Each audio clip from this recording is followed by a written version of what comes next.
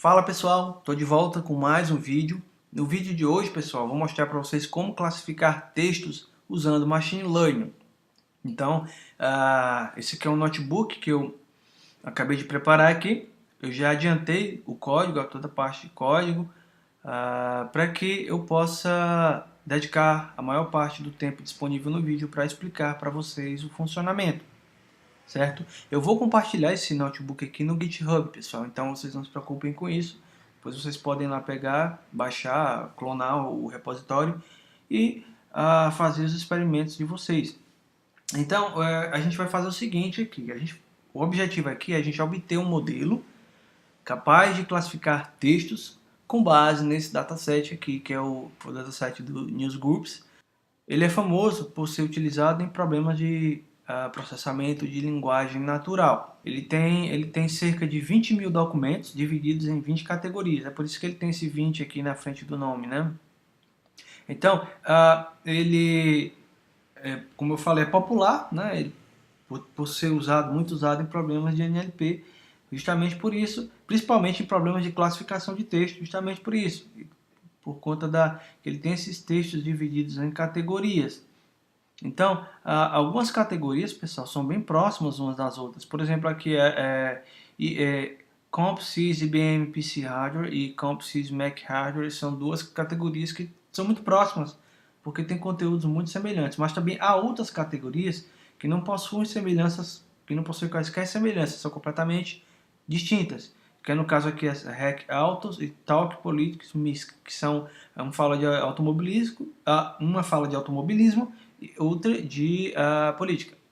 A gente vai utilizar dois estimadores para poder nosso modelo. A gente vai testar um de cada vez para ver qual deles tem uma performance melhor. O primeiro deles é um SVM. A gente vai utilizar SVM por meio desse classificador aqui, que o framework Scikit-Learn nos oferece, que é o SGD Classifier. É um classificador que utiliza o método do gradiente descendente estocástico. Por padrão, ele usa o SVM para classificar, né? E também a gente vai utilizar uma rede neural Perceptron multicamadas, uma rede neural simples. Eu poderia usar, pessoal, uma rede neural recorrente, como uma LSTM ou uma GRU, ou também poderia usar até uma rede neural convolucional para classificar esses textos aqui. Mas eu preferi simplificar aqui para vocês. Quem sabe eu trago no futuro uma outra aula mostrando como fazer isso utilizando uma rede neural mais complexa, né? Mas aqui o que eu quero mostrar hoje é como fazer isso usando uma abordagem mais simples, usando uma rede neural mais simples ou um classificador linear mais simples. E vocês verão que a gente vai conseguir obter uma boa performance, competitiva, que consegue competir com modelos que a gente poderia obter usando uma rede neural, certo? Então, por hora, a gente vai a gente vai usar essa abordagem aqui. E no futuro, trago um vídeo mostrando como fazer isso usando uma rede neural mais completa. Então, vamos por partes. Beleza, então o que a gente vai fazer aqui? Primeiro a gente vai importar os nossos pacotes, nossas classes, dataset e demais funções. A primeira linha é o nosso dataset, que a gente vai importar. Essa segunda linha aqui é a parte da extração de features, ou seja, a gente vai converter os nossos, porque assim, o nosso classificador, ele só entende números. Então a gente não pode simplesmente passar um monte de texto diretamente para ele. Ele não entende valores discretos. Então, é matemática, trabalha com números. Então, a gente tem que converter esses textos brutos em uma forma vetorizada, né? Uma matriz de valores numéricos para que ele possa utilizar esses valores numéricos. Então, o que isso aqui faz? Isso aqui pega o texto, essa classe aqui, pega o seu texto, converte para a representação numérica e calcula, ele usa esse TF-DF aqui para calcular a importância de cada palavra com base na frequência dela, num documento específico, e em quantas vezes ela aparece também nos outros documentos, quantas vezes ela se repete. Então, porque assim, há palavras que tendem a se repetir muito, demasiadamente, em todos os documentos, como é o caso de artigos, de preposições, e normalmente elas não trazem informações muito significativas, algo que seja, informações que sejam significativas para o nosso modelo. Então a gente tenta aqui reduzir a importância dessas palavras. A gente vai utilizar, né, os dois classificadores, que é aqui o classificador gradiente e descendente estocástico, que vai utilizar um SVM por padrão, e a gente vai testar também com a classificador, uma rede neural multicamadas, uma Perceptron, né, uma rede neural mais simples. Aqui a gente importa as métricas, né, um pacote que traz algumas métricas que a gente vai utilizar para avaliar a performance do modelo.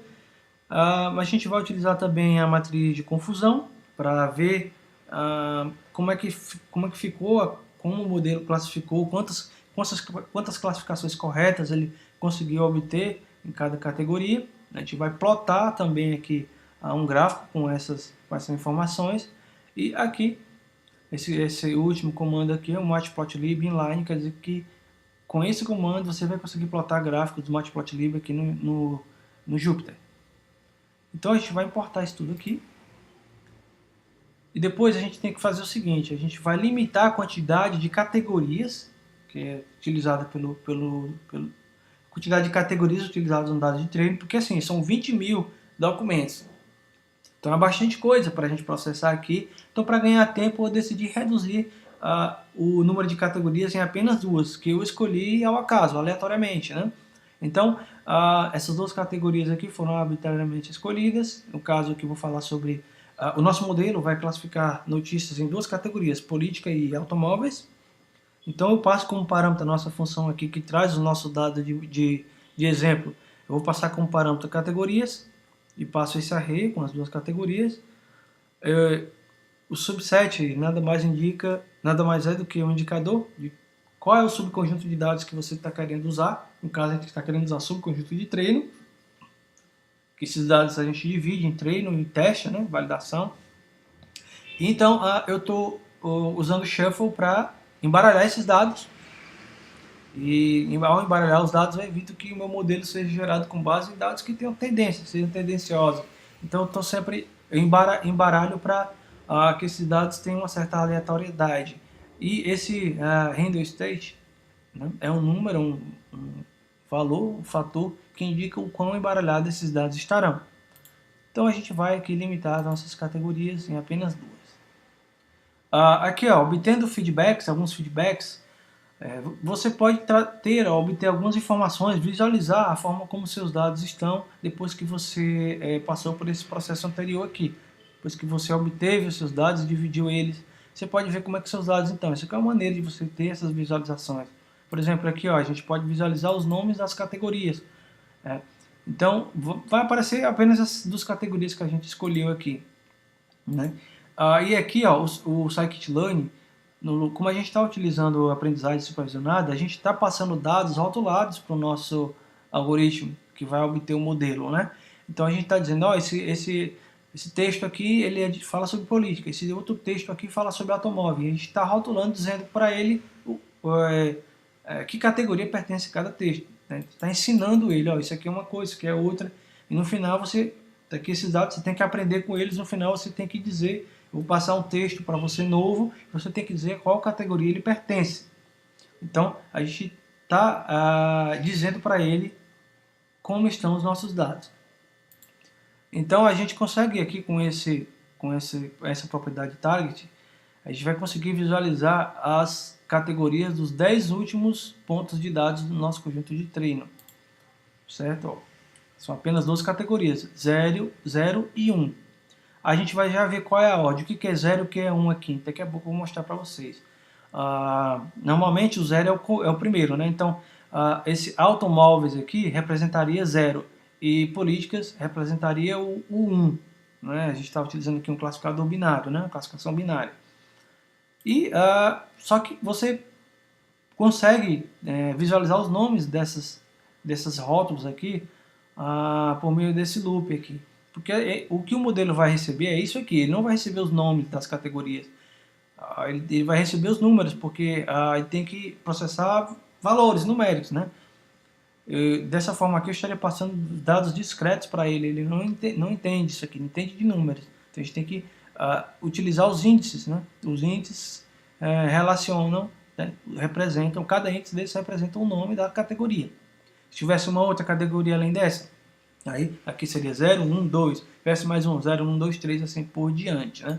Então aqui você consegue visualizar os nomes das categorias dos 10 últimos pontos de dados.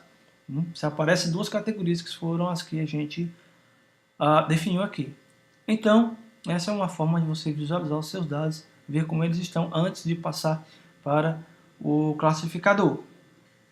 Então, nessa parte aqui a gente começa a parte onde a gente treina o nosso classificador. Então, como eu falei, a gente precisa converter os dados brutos em uma representação numérica, né? Vetorial, representação vetorial numérica, e depois a gente reduzir a importância daquelas palavras que se repetem muito ao longo dos documentos. Para isso a gente vai utilizar a técnica TF-IDF, que significa frequência do termo pelo inverso, frequência do termo inverso da frequência desse termo nos documentos em que ele aparece, né?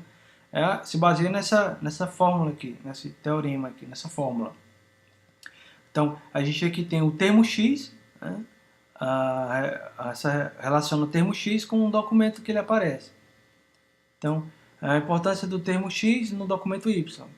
Quer dizer, a frequência do termo X no documento Y vezes o logaritmo natural do número total de documentos dividido pelo número de documentos em que esse termo aparece. Só que a gente não tem que fazer nada disso aqui manualmente, porque o framework já faz isso para a gente. E nessas duas linhas aqui, isso é feito nessas duas linhas aqui. Então vamos fazer isso. Então aqui, nessa célula aqui, a gente começa a parte onde a gente treina o nosso modelo, né? A gente expõe o nosso algoritmo aos dados de treino para obter o modelo. A gente perceba que eu deixei comentado aqui essa linha onde eu chamo o classificador baseado em rede neural, porque a gente ainda não vai usar ele. Primeiro a gente vai classificar usando o SVM, o classificador que usa o gradiente descendente estocástico, e a gente observa a performance dele e depois a gente vê o outro. Então eu vou comentar aqui os parâmetros mais importantes que a gente passa para ele. A função de perda, que a gente tem que passar para ele, que o objetivo é minimizar o valor produzido pela função de perda. Essa função de perda ela indica o quão errado o nosso modelo está, certo? Ao fazer uma determinada predição, uma determinada classificação. Porque ao longo das diversas interações, e a cada vez que você expõe os dados, porque a gente vai definir quantas vezes o nosso classificador vai ser exposto aos dados de treino. E cada vez que ele é exposto, ele faz algumas iterações, que esse número de interações depende da quantidade de pontos de dados que você tem. Em cada interação dessa, o modelo emite um valor, traz um valor para a gente, um número, que indica o quão errado ele está, com base numa diferença aí entre o valor que ele prediz, né, e o valor que a gente realmente espera obter. Isso depende também do tipo da função de perda que você está utilizando. Aqui a gente está utilizando a range, né? Eu não vou explicar aqui essa função de perda e nem outras também, porque foge um pouco do objetivo do vídeo aqui. Mas eu vou deixar aí na descrição alguns links onde eu explico mais sobre função de perda e também um link de uma live que eu fiz recentemente, apresentei recentemente, onde eu falo sobre função de perda. Então vou deixar o link aí. Aqui também a gente está aplicando uma penalidade para a nossa função de perda, para evitar que ela se ajuste demais aos dados de treino. Porque existe essa tendência, dependendo dos dados que você tem, ou do classificador que você está usando, o estimador, existe a tendência de você ser levado a um fenômeno chamado overfitting, que é quando o seu modelo se ajusta demais aos dados de treino, mas perde a capacidade de generalizar em dados reais, em outros dados, né? Em dados inéditos.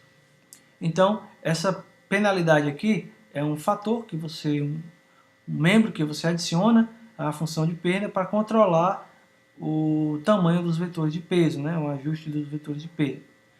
Esse parâmetro aqui, pessoal, alfa, ele corresponde à taxa de aprendizado. Ele indica o quão grande ou pequeno deve ser o ajuste nos seus pesos, né? Os seus valores do peso devem ser ajustados para que com o objetivo de você minimizar o valor da sua função emitido pela sua função de perda. Isso aqui é parte do gradiente descendente. Eu explico sobre isso aqui, explico melhor no link que eu vou deixar aí para vocês da live que eu apresentei. E aqui eu escolho o número máximo de iterações que eu quero obter, que eu quero usar. O número máximo de iterações. Isso aqui significa que quantas vezes eu quero que o meu classificador seja exposto aos dados. E aqui, nessa outra linha, fit, a gente efetivamente começa o treino do nosso modelo. Faz o ajuste dele aos dados. Então, o que a gente faz aqui? A gente passa como parâmetro, a gente passa como primeiro parâmetro os dados de treino, né? Nossa representação numérica dos textos que a gente obteve aqui, e no segundo parâmetro a gente passa os rótulos, né, de cada um. Então, vamos treinar aqui ele. Aí, beleza, foi rapidinho. Agora a gente vai avaliar a performance do nosso classificador nos dados de teste, né? Porque a gente ensina o nosso modelo com base nos dados de treino e a gente avalia a performance nos dados de teste.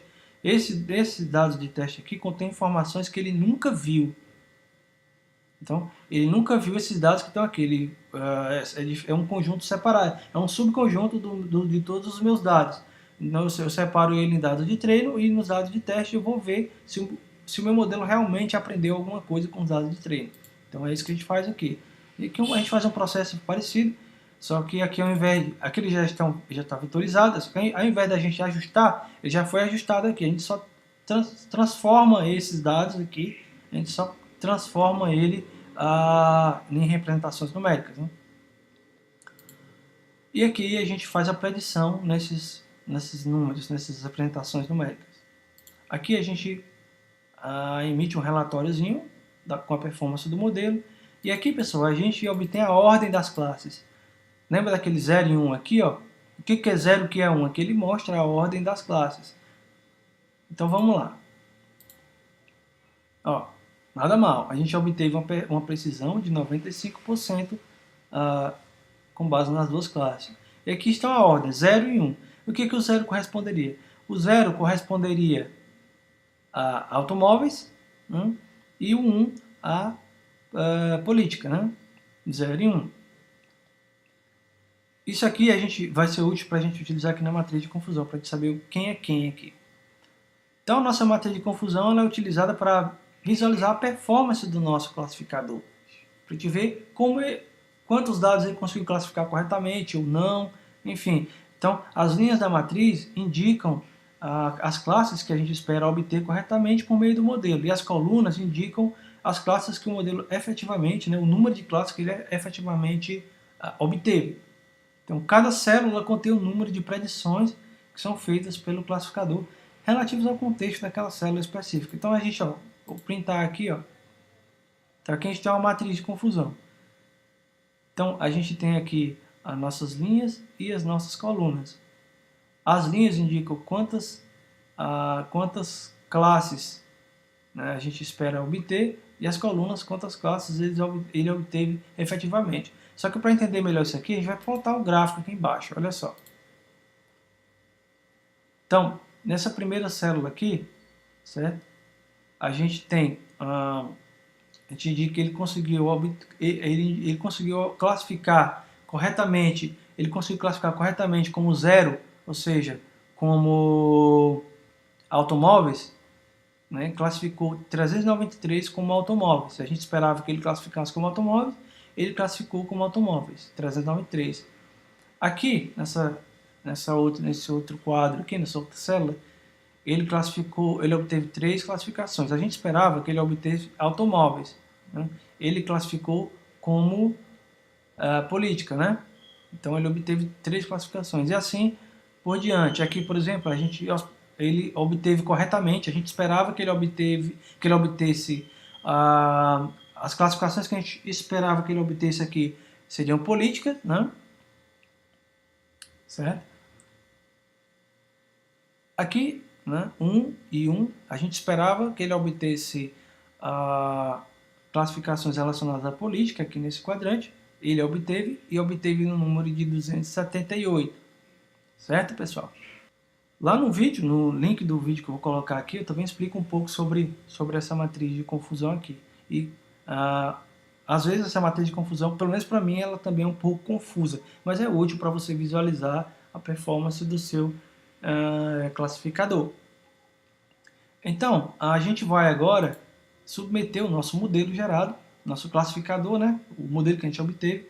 Ele guarda na variável CLF, CLF é classificador, tá?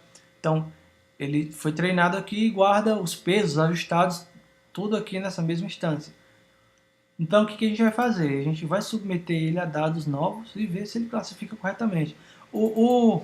Esse dataset, pessoal, ele utiliza textos em inglês, então a gente não pode colocar textos em português para ele não vai classificar direito, não vai funcionar. Então, como o dataset tem textos em inglês, então a gente tem que falar a língua dele, né, a língua do modelo, que é inglês.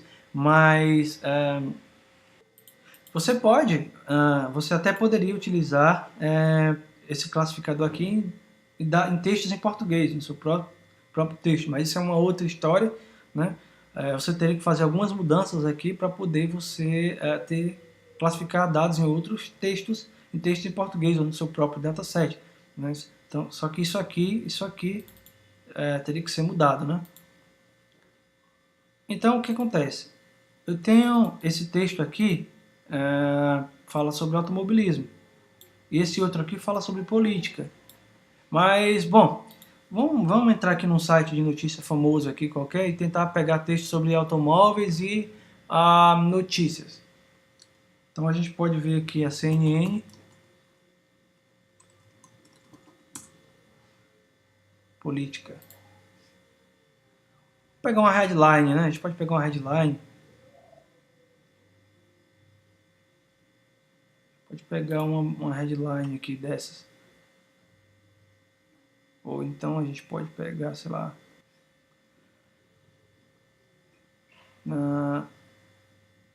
vamos pegar esse aqui, ó. Vou pegar esse aqui. Vou colocar aqui. Beleza.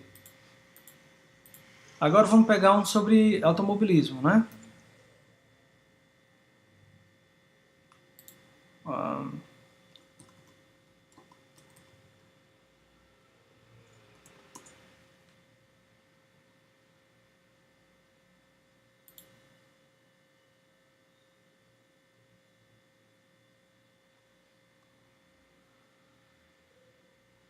Vamos ver aqui. Aqui, por exemplo.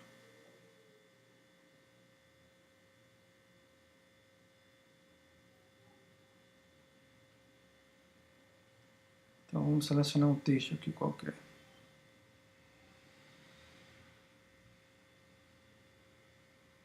Aqui, primeiro parágrafo, por exemplo. Vamos pegar aqui o primeiro parágrafo, colocar aqui. Beleza. Agora a gente vai ver se ele consegue classificar. Essa notícia aqui é sobre política, essa sentença. Esse texto aqui, parágrafo. E esse outro aqui é sobre carro. Vamos ver se ele consegue classificar direito. Ó, aqui, ó. O que acontece aqui, ó? Ele conseguiu classificar o primeiro como política, né? Mas o segundo ele também classificou como política. Ele deveria ter classificado como automóvel, né? Não sei se o tamanho da sentença influenciou nisso. A primeira ele classificou corretamente, política. A segunda, ele também classificou como política, mas deveria ter classificado como automóvel. Mas antes de a gente ver aqui, corrigir isso aqui, vou explicar para vocês como é que a gente faz aqui. Da mesma forma como os dados de treino são submetidos, quando você vai submeter o seu modelo a textos novos, né, quando você vai para ele fazer predições de textos inéditos, você tem que adotar um procedimento similar ao que você faz antes de treinar o modelo, certo? Então você tem que seguir praticamente os mesmos passos.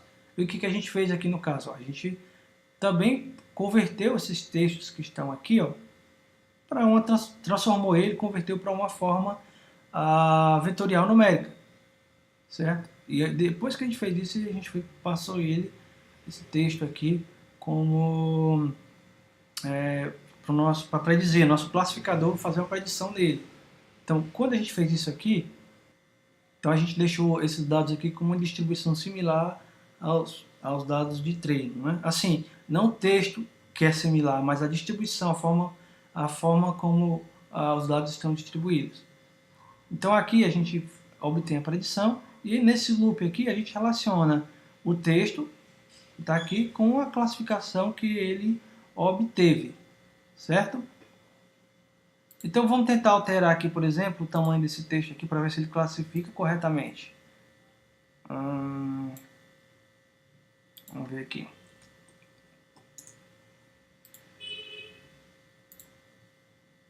Ó, eu mudei o tamanho do texto, então ele já classificou corretamente. Significa que o nosso modelo não classifica com perfeição, não classifica bem alguns textos que são grandes, né? Que são realmente grandes. Claro, isso não aconteceu aqui em política, né? E na categoria política ele classificou um texto grande, mas a categoria automóveis não. Isso pode estar relacionado à forma como os dados estão lá no conjunto de dados de treino nessa categoria, né? Mas pode ser também que esteja relacionado a uma outra coisa, outro problema. Mas também, pessoal, isso pode ser corrigido dependendo de como você fez esse experimento. De repente, se você tentar um outro classificador, ele classifique melhor ainda, apesar da nossa performance de predição estar boa aqui. Então, você pode também tentar outra estratégia. Em vez de você classificar a frase em um parágrafo inteiro, tentar classificar sentença por sentença, que aí você vê que ele vai se sair melhor. Agora, pessoal, a gente vai tentar aqui classificar com o nosso... em vez de usar o SVM, vamos tentar usar a rede neural, a Multilayer Perceptron. Então a gente vai ver qual performance a gente vai ver qual performance a gente consegue obter aqui. Se a gente consegue obter uma performance menor ou se a gente consegue obter uma performance maior do que com SVM. Isso aqui, pessoal, é o método de ajuste de peso, né? Como é que a gente quer que ele ajuste os pesos na nossa Multilayer Perceptron, nossa rede neural? A gente quer que ele utilize o gradiente descendente estocástico. Isso aqui é o valor da nossa constante de aprendizado, essa taxa de aprendizado. Você pode usar qualquer valor, utilizar isso aqui. E aqui a gente está especificando o número de camadas que a gente quer que a nossa rede tenha, 100 camadas ocultas, né? Bom, vamos treinar aqui. O que muda basicamente é apenas isso. Então vamos lá. Perceba que ele demora um pouquinho mais para treinar, porque como você bem sabe, ou bem deve saber, essa altura do campeonato, as redes neurais elas são mais computacionalmente intensivas. Além disso, a gente especificou 100 camadas, né? 100 camadas ocultas. Então, realmente, ele demora um pouco mais para treinar o modelo. Ó, pessoal, aqui ele diz o seguinte, ó. Ele terminou aqui, ele falou o seguinte aqui, ele falou que o número de iterações máximas, que é 200, né, foi alcançado e a otimização não convergiu, ainda não convergiu, né? Ou seja, ele ainda não conseguiu melhorar, mesmo depois de 200 iterações, ele não conseguiu melhorar mais a função, né, minimizar mais a função de perda. Agora a gente pode fazer o seguinte aqui, ó. A gente pode passar um parâmetro aqui, ó, para ver qual o feedback que ele vai trazer para a gente. Opa, acho que não é aqui, é aqui.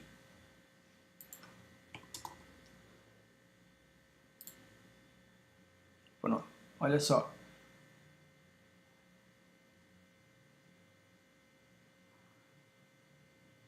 Perceba que a perda vai diminuindo aqui ao longo do tempo, ó. Vai diminuindo. Em cada iteração ele vai aprendendo mais, vai aprendendo, aqui ele aprende mais um pouco, então ele vai diminuindo o valor da função de perda. A gente vai acompanhando aqui. Então, 67, caiu para 66. Aí chega um ponto, pessoal, em que ele não consegue mais, chega um ponto em que ele não consegue mais reduzir esse erro, significando que o valor da sua função de perda ela alcançou o valor mínimo global, lá no gradiente descendente. 65, 0,65.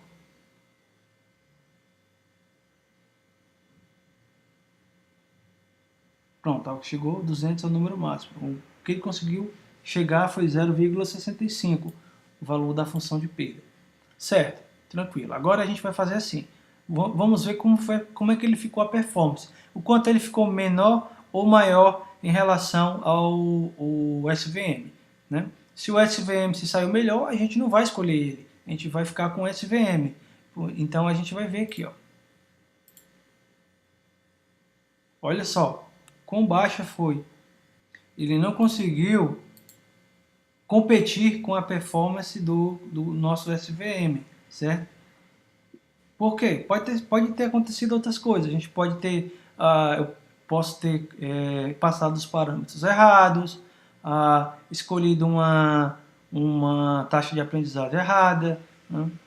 Posso ter colocado um número errado aqui, uma quantidade de camadas ocultas errada. Então, é um processo que você tem que ir experimentando, certo? Você tem que ir tentando, experimentando, até você conseguir chegar numa performance razoável. Por exemplo, aqui, se eu colocar uma outra função de perda, ó, certo? E se eu colocar aqui o número de camadas, sei lá, se eu reduzir o número de camadas, se eu, em vez de colocar 100, eu colocar 70, né?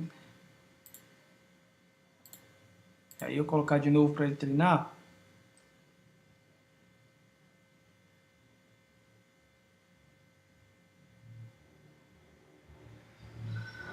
certo? Então aqui já mudou. Então a gente vai avaliar aqui a performance.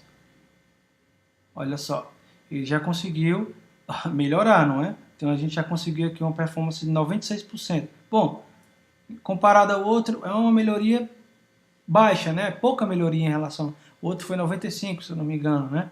Então, mas isso foi com uma mudança bem sutil aqui nos hiperparâmetros, né?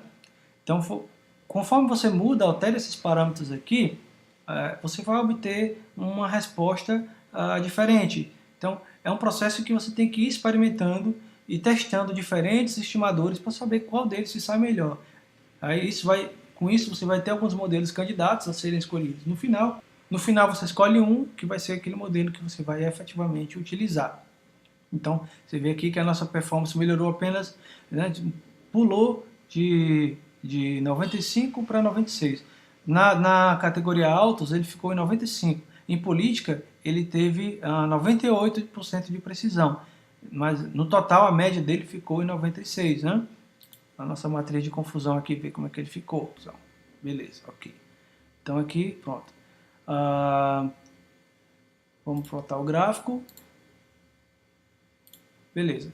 Isso aqui é o mesmo, o procedimento aqui é o mesmo, não mudou em relação ao que eu já expliquei antes, né? Aqui apenas mudou os números aqui, né? Então, aqui a gente vai agora para o que interessa mesmo, que é fazer a predição em novos dados utilizando o nosso modelo que a gente obteve usando a rede neural. Vamos ver se ele consegue se sair melhor que o outro. No caso aqui, a gente reduziu o tamanho desse texto, só que aí a gente vai colocar agora um texto maior para ver se ele consegue classificar corretamente o texto maior na categoria de carros, né? Então, vamos tentar aqui.